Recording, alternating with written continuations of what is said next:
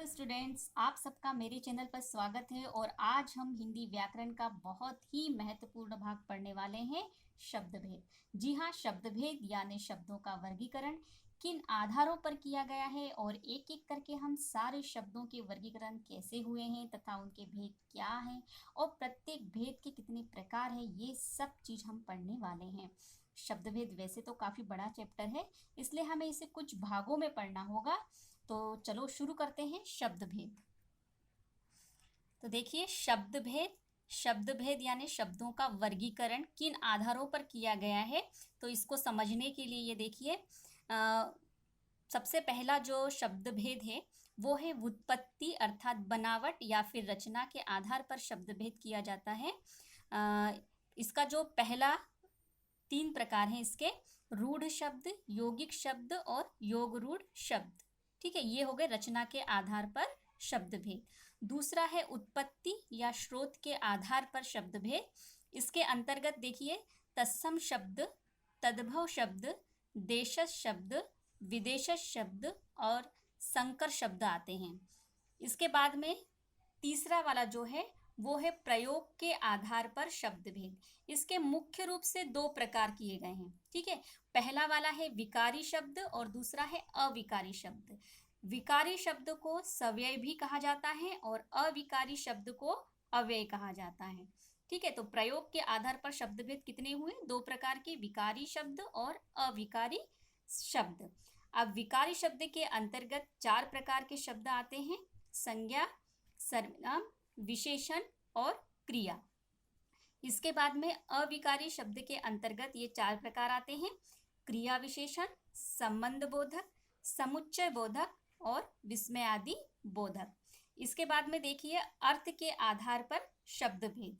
अर्थ के आधार पर जो शब्द भेद है इसके अंतर्गत देखिए, यहाँ पे पर्यायवाची शब्द, अनेकार्थी शब्द, एकार्थी शब्द, विलोम शब्द, समरूप भिन्नार्थक शब्द। और देखिए यहाँ पर अब ये जो हो गए 4 प्रकार, ठीक है ना, शब्दों का वर्गीकरण जो किया जाता है ये 4 प्रकार से किया जाता है। तो आज के वीडियो में हम व्युत्पत्ति, बनावट या रचना के आधार पर जो शब्द भेद हैं, ठीक है ना, वो पढ़ने वाले हैं। और इसके जो 3 प्रकार हैं, रूढ़ शब्द, यौगिक शब्द और योग रूढ़ शब्द। देखिए, बनावट या रचना के आधार पर जो शब्द भेद है उसमें सबसे पहला है रूढ़ शब्द। इसकी परिभाषा देखिए, जिन शब्दों से किसी प्रचलित अर्थ का बोध होता है तथा जिनके खंडों का कोई अर्थ नहीं निकलता, वे रूढ़ शब्द कहलाते हैं।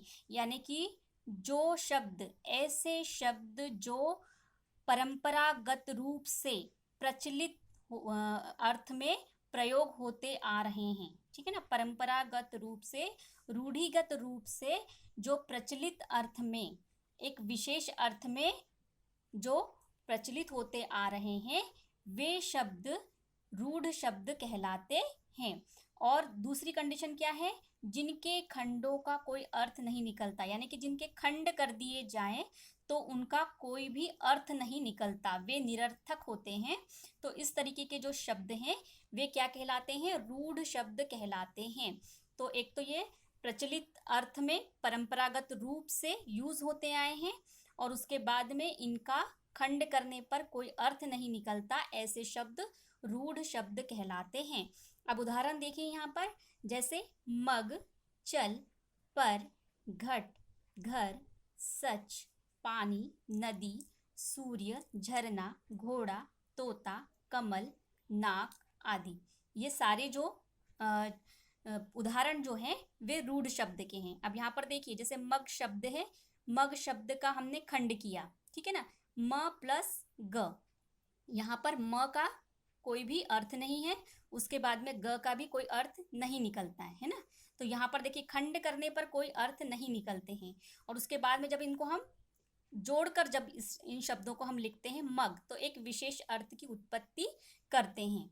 ठीक है, तो फिर ये कौन सा हो गया? रूढ़ शब्द। ठीक है, उसी प्रकार से सच देखिए, वो भी ऐसा ही शब्द है। उसको हमने जब खंड करके अलग लिखा तो स का भी कोई अर्थ नहीं है और च का भी कोई अर्थ नहीं है, लेकिन उसको जब हम जोड़ कर लिखते हैं सच, तो उसका क्या है? एक विशेष अर्थ होता है ना। तो उसी प्रकार से पर, पानी, घोड़ा, इनके भी देखिए अलग अलग हमने खंड करके देखे, इनका कोई भी अर्थ नहीं निकलता, कोई संगत अर्थ नहीं है। पा नी, देखिए कोई संगत अर्थ नहीं है, लेकिन जब हम इनको जोड़ते हैं तो एक विशेष अर्थ की उत्पत्ति करते हैं। तो ऐसे शब्द क्या कहलाते हैं? रूढ़ शब्द कहलाते हैं। ठीक है ना, ये प्रचलित अर्थ का बोध कराते हैं, एक विशेष अर्थ का बोध कराते हैं, और इनके खंड करने पर इनका कोई भी सार्थक अर्थ नहीं निकलता है। तो ऐसे शब्द क्या कहलाते हैं? रूढ़ शब्द कहलाते हैं। अब नेक्स्ट देखिए यौगिक शब्द। यौगिक शब्द की परिभाषा देखिए, दो या दो से अधिक शब्दों के योग से बने शब्दों को यौगिक शब्द कहते हैं तथा जिनका प्रत्येक खंड सार्थक होता है। अब यहाँ पर देखिए, यहाँ पर रूढ़ शब्द में उनके खंड सार्थक नहीं थे, ठीक है ना, उसका कोई अर्थ नहीं निकलता था। और यौगिक शब्द में इसका अपोजिट होता है। क्या होता है? इनके प्रत्येक खंड कैसे होते हैं? सार्थक होते हैं, यानी कि अर्थ वाले होते हैं। ठीक है, उसके यदि इन शब्दों का हम खंड करते हैं तो उसके क्या निकलते हैं? अर्थ निकलते हैं। ठीक है, और उसके बाद में ये दो या दो से अधिक शब्दों के योग से बनते हैं। ठीक है, दो या दो से अधिक शब्दों को जब जोड़ दिया जाता है तो एक नया शब्द बनता है, उसे यौगिक शब्द कहते हैं। और इसके जो प्रत्येक खंड है उसका क्या निकलता है? अर्थ निकलता है। अब जैसे यहाँ पर देखिए उदाहरण। ठीक है, उदाहरण जैसे शिक्षालय, देवानंद, सचिवालय, दीपावली। अब यहाँ पर देखिए शिक्षालय, शिक्षालय का जब हमने खंड किया, शिक्षा प्लस आलय, ठीक है ना, शिक्षा यानी विद्या, आलय यानी घर, विद्या का जो घर है वो क्या है? शिक्षालय। यहाँ पर देखिए शिक्षा का भी अर्थ है, आलय का भी अर्थ है।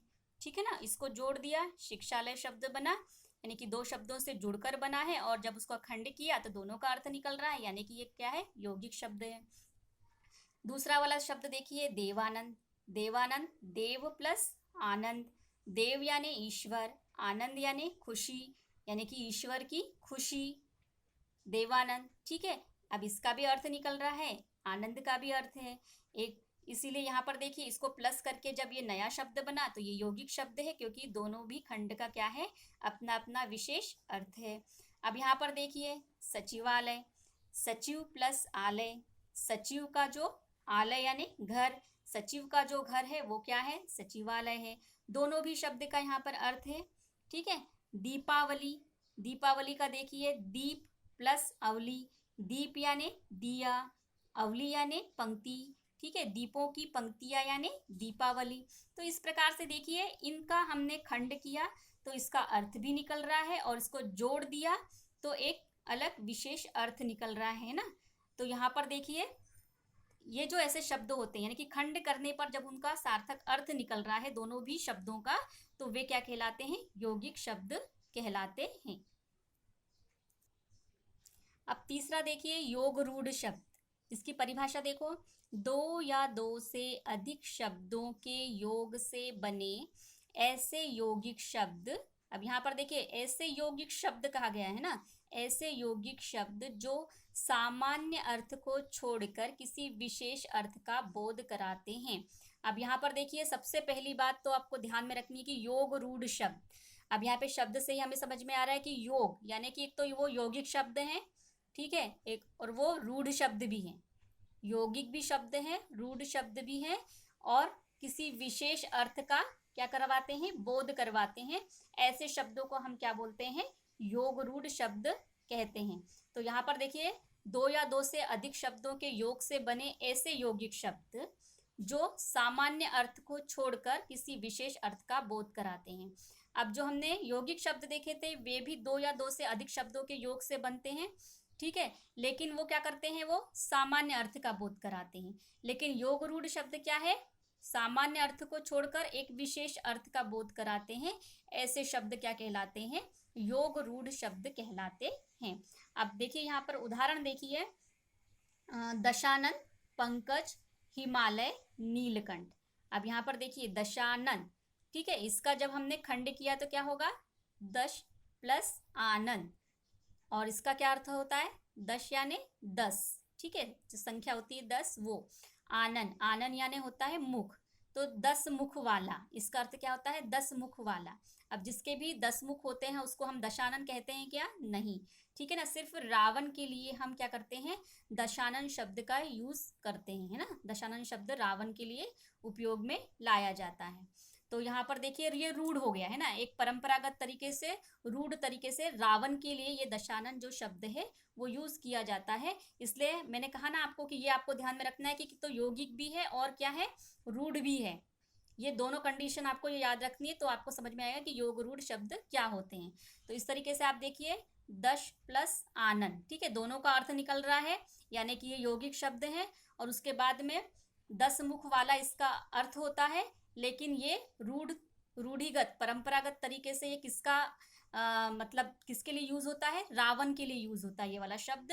इसीलिए ये दशानन जो शब्द है वो कैसा शब्द हो गया? योग रूढ़ शब्द हो गया।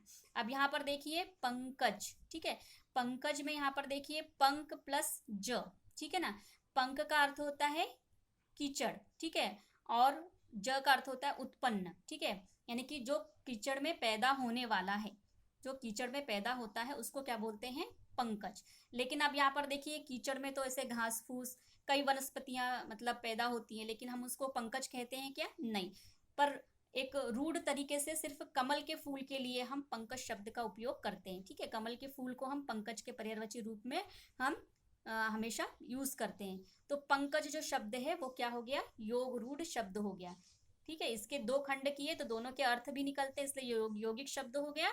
और उसके बाद में रूढ़ तरीके से कमल शब्द के लिए ये क्या हो जाता है? यूज हो रहा है। इसके बाद में यहाँ पर देखिए हिमालय, ठीक है, हिमालय का हिम प्लस आलय, हिम का अर्थ क्या होता है? बर्फ, और आलय का अर्थ क्या होता है? घर। अब हिमालय का अर्थ क्या हो गया? बर्फ का घर, ठीक है ना। अब बर्फ के घर को हम हिमालय कहते हैं क्या? नहीं। हम सिर्फ हिमालय का जो पर्वत है भारत में स्थित, उसको हम हिमालय के नाम से जानते हैं ना, उसी पर्वत को हम हिमालय कहते हैं। तो रूढ़िगत तरीके से हम उस पर्वत को ही हिमालय कहते हैं।